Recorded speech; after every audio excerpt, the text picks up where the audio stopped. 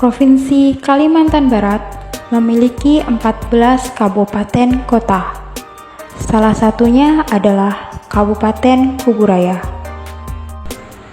Kabupaten Kuburaya merupakan bagian dari Provinsi Kalimantan Barat yang letaknya berdampingan dengan Kota Pontianak. Kabupaten dengan luas wilayah sebesar 6.985,24 km persegi ini merupakan kabupaten termuda hasil pemekaran dari Kabupaten Pontianak dengan jumlah penduduk kurang lebih 609.392 jiwa.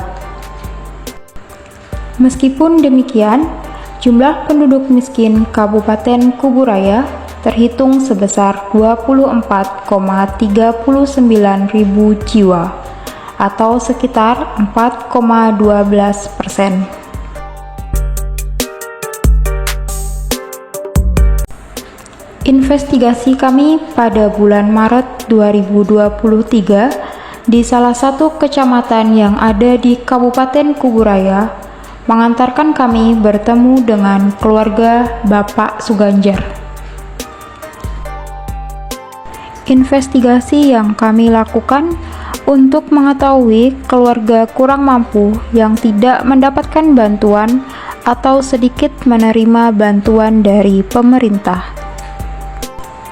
Perjalanan dengan jarak tempuh kurang lebih 14 km dari kota Pontianak dan 7 km dari pemukiman kota membawa kami sampai di Kabupaten Kuburaya, Kecamatan Sungai Kakap, Desa Punggur Kecil, Jalan Sungai Raya Dalam, RT 62 dan RW 18, merupakan alamat tempat tinggal keluarga Bapak Suganjar yang kondisinya sangat memprihatinkan. Beliau adalah Bapak Suganjar dengan usia 40 tahun, dengan istrinya yang bernama Ibu Istiqomah dengan usia 38 tahun. Ini di asal mula ibu nih bisa sampai ke Buraya nih, awal mula nih suami ibu ini merantau. Awal merantau saya pertama kali 2019. Bapak Suganjar dan keluarganya merupakan penduduk yang merantau dari Pulau Jawa. Tujuan mereka ke Kalimantan Barat hanyalah untuk mengais rezeki demi sekolah anaknya. Keluarga ini cukup kerap kali berpindah-pindah tempat. Keluarga Bapak Suganjar belum terdata sebagai penduduk Kecamatan Sungai Kakap. Dari kartu keluarga dan KTP-nya masih terdata sebagai penduduk Sungai Ambawang. Di situ merasa cocok, jadi ibu nyusul tahun 2021 di Ambawang.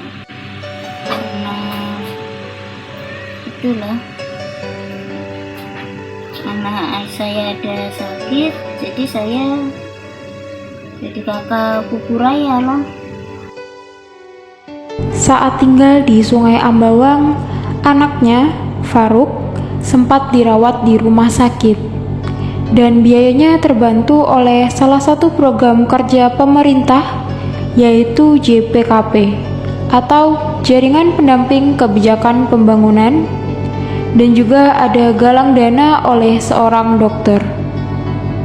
Sampai saat ini di Kecamatan Sungai Kakap ini, keluarga Bapak Suganjar belum pernah mendapatkan bantuan pemerintah sama sekali dalam bentuk apapun. Keluarga Bapak Suganjar tinggal di lingkungan pemukiman yang tidak terlalu ramai. Rumah Bapak Suganjar terletak di pinggir jalan di lahan hijau, dengan halaman sempit dan dataran tanahnya lebih rendah dari jalanan. Rumah Bapak Suganjar memiliki tetangga paling dekat berjarak kurang lebih 8 meter dari rumah lainnya. Lingkungan sekitar terbilang tidak nyaman dan tidak bersih, karena di antara kebun-kebun dan parit yang ditumbuhi tanaman yang cukup lebat, sehingga rawan menjadi tempat hidup hewan seperti ular. Di sepanjang jalan menuju rumah Bapak Suganjar, banyak terdapat tanaman tebu. Tepat di sebelah rumah Bapak Suganjar terdapat madrasah, dan sekitar 200 meter terdapat komplek perumahan yang cukup bagus.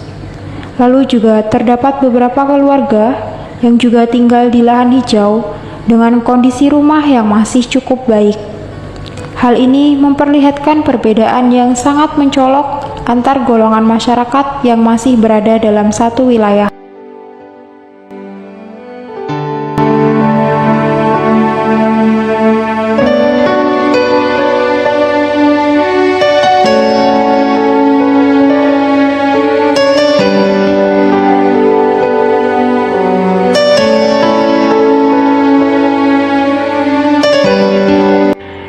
Pertama nyampe Kalimantan, ketemu kawan di kapal, diajak kawan kerja di cuci mobil, bertahan 1 tahun, kurang lebih setahun.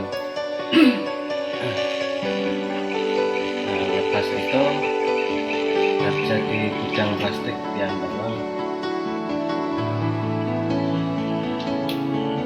Nah, setelah udah kerja plastik di Ambawang, lalu anak kami dari Jawa nyusul. Nah, berapa lama udah masuk sekolah berapa kali, nah anak sakit, anak kami jadi sampai ke Minggit.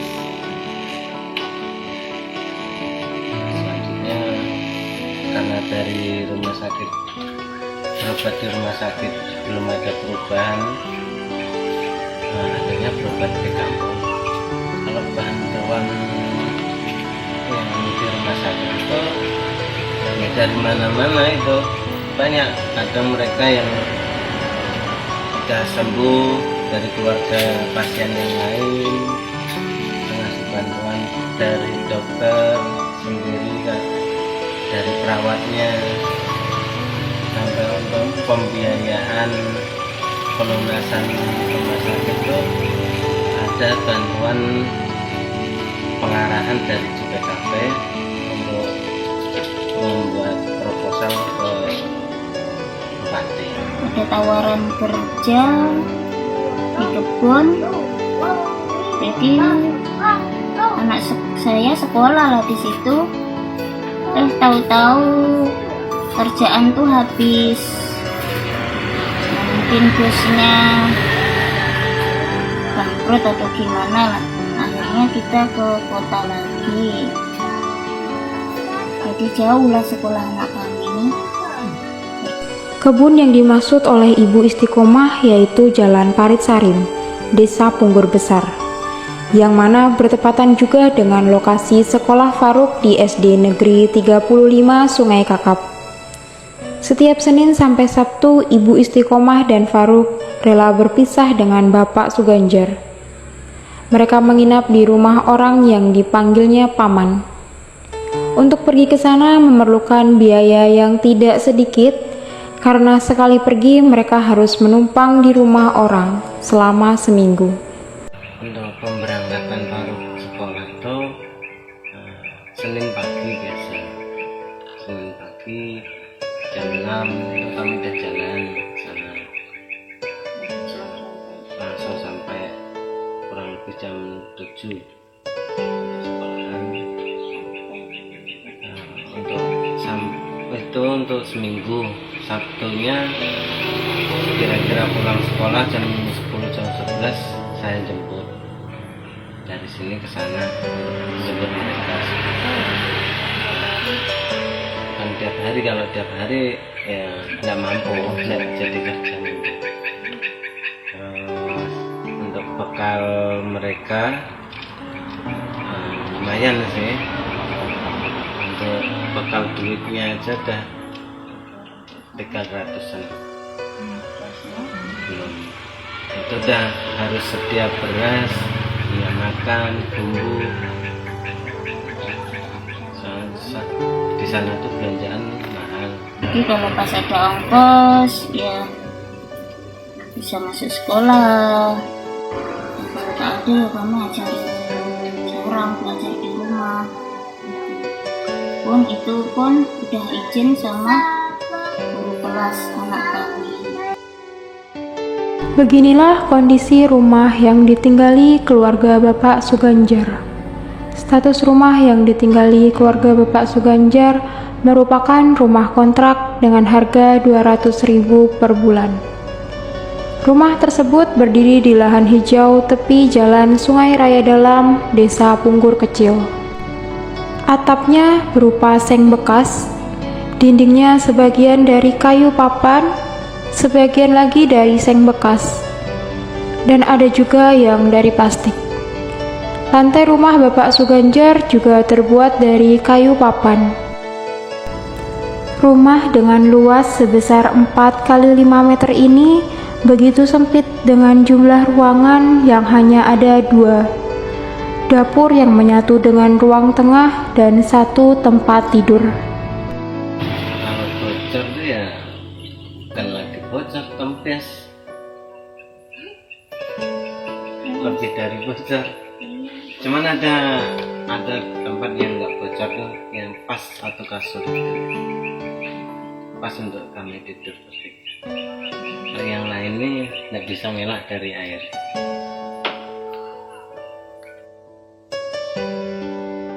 Sumber air minum yang digunakan adalah air hujan yang dimasak. Terkadang jika tampungan air hujan sudah habis, terpaksa harus membeli air galon. Sumber air untuk mandi dan mencuci menggunakan air parit dengan tempat mandi menggunakan bilik yang ditutup dengan sedikit seng bekas. Namun mirisnya, air dari parit tersebut berbau tidak sedap dan tidak bisa dikonsumsi. Untuk WC-nya karena di jalur hijau ini tidak diperbolehkan untuk bikin WC penampungan, kami numpang WC di rumah yang di belakang. WC tempat buang air menumpang di rumah kosong yang terletak di lahan belakang rumah kontrakan Bapak Suganjar. Jika malam hari harus menggunakan senter sebagai penerangan ketika buang air, karena rumah kosong tersebut tidak ada penerangannya. Untuk ke WC harus berhati-hati karena melewati semak dan jembatan kayu yang lapuk. Penerangan listrik masih nyambung sama tetangga. Ya alhamdulillah tetangga itu ada toleransi lah. Kendaraan memang khususnya untuk kerja, kendaraan pribadi yang dulu belinya pun dari barang bekas juga. Untuk pemakaian kendaraan itu khususnya untuk kerja, ya kalau pas anak berangkat sekolah untuk antar jemput. Tapi kalau udah malam gini udah malas mau keluar, karena kebutuhan tuh kita persiapkan di siang hari. Itulah kendaraan kan satu tuh, jadi untuk cari rezeki bapaknya. Kalau nak ngantar bolak balik, jadi gimana cari rezekinya dari nafkah itu?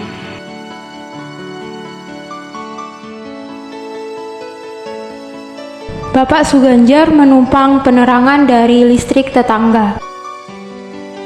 Untuk listrik, Bapak Suganjar membayar seikhlasnya atau sekitar 50.000 per bulan untuk 3 lampu kecil, rice cooker untuk memasak nasi, dan juga kipas angin. Aset yang dimiliki keluarga Bapak Suganjar berupa sepeda anaknya Faruk yang didapat dari mencari barang bekas. Bapak Suganjar memiliki 1 motor lama dengan merek Shogun yang sudah mati pajaknya dan tidak jelas tahun pembeliannya serta tidak ada surat-suratnya. Terkadang motor ini sering mengalami masalah mesin sehingga menyulitkan aktivitas kerja maupun keseharian Bapak Suganjar. Perabotan yang digunakan keluarga Bapak Suganjar seperti ember, baskom, dan lain-lain sebagian besar didapat dari hasil mencari barang bekas yang dicuci bersih.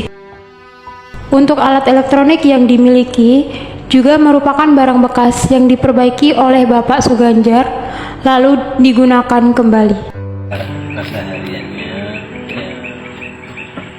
mulung cari barang-barang bekas.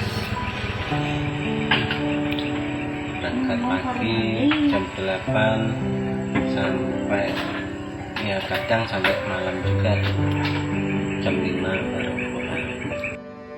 Bapak Suganjar merupakan buruh non-tani yang mencukupi kebutuhan keluarganya dengan mencari barang bekas. Barang bekas tersebut bisa berupa botol plastik, besi, dan kardus. Sebagai pencari barang bekas, untuk bisa menjualnya, Bapak Suganjar harus mengumpulkan kurang lebih 2-3 hari baru bisa menjualnya ke pengepul.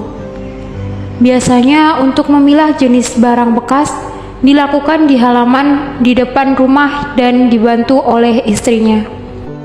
Penghasilan per harinya kita nggak bisa pakai rata-rata, naik turunnya terlalu jauh.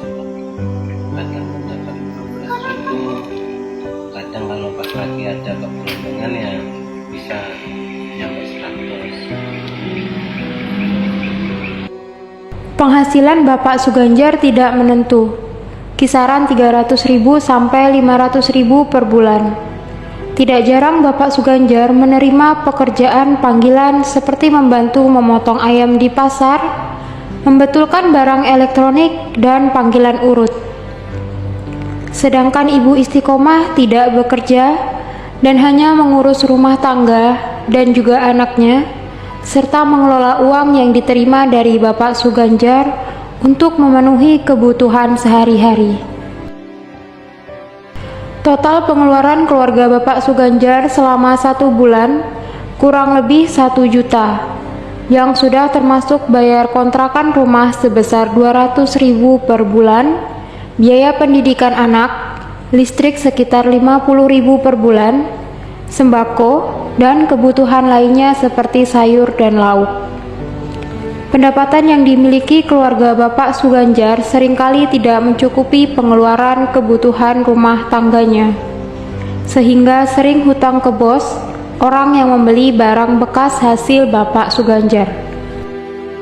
Dengan ilmu dan pengalaman serta bantuan bibit seadanya, Ibu Istiqomah pernah menanam ketan dan berhasil panen di lahan menumpang milik penduduk yang biasa dipanggil Bapak Ali di Jalan Parit Sarim.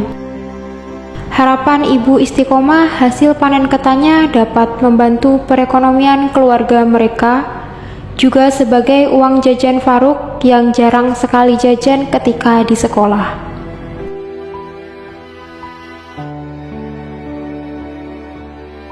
Meskipun terdapat perbedaan dalam hal pendapatan dan kondisi tempat tinggal, tetangga sekitar rumah Pak Suganjar biasanya ada yang memberikan makanan maupun sembako kepada Bapak Suganjar, dan ada yang memberikan barang bekas secara gratis untuk dijual kembali. Tidak jarang saat tidak ada biaya, Ibu Istiqomah dan Bapak Suganjar meliburkan anaknya, Faruk, dan mengajarkan sendiri materi pembelajaran untuk anaknya. Karena bagi mereka, Faruk adalah harapan keluarga. Satu-satunya tujuan mereka merantau ke Kalimantan Barat adalah untuk memperjuangkan masa depan anaknya, Faruk. Ibu Istiqomah juga berharap anaknya Faruk bisa pindah ke sekolah yang dekat dengan rumah kontrakan mereka, yang rencananya akan dipindahkan ke SD Korpri di Sungai Raya Dalam. Keluarga Bapak Suganjar yakin suatu saat nanti mereka bisa memperbaiki perekonomiannya, memperoleh pendapatan yang cukup, dan memiliki rumah sendiri yang layak huni sebagai tempat istirahat keluarga Bapak Suganjar.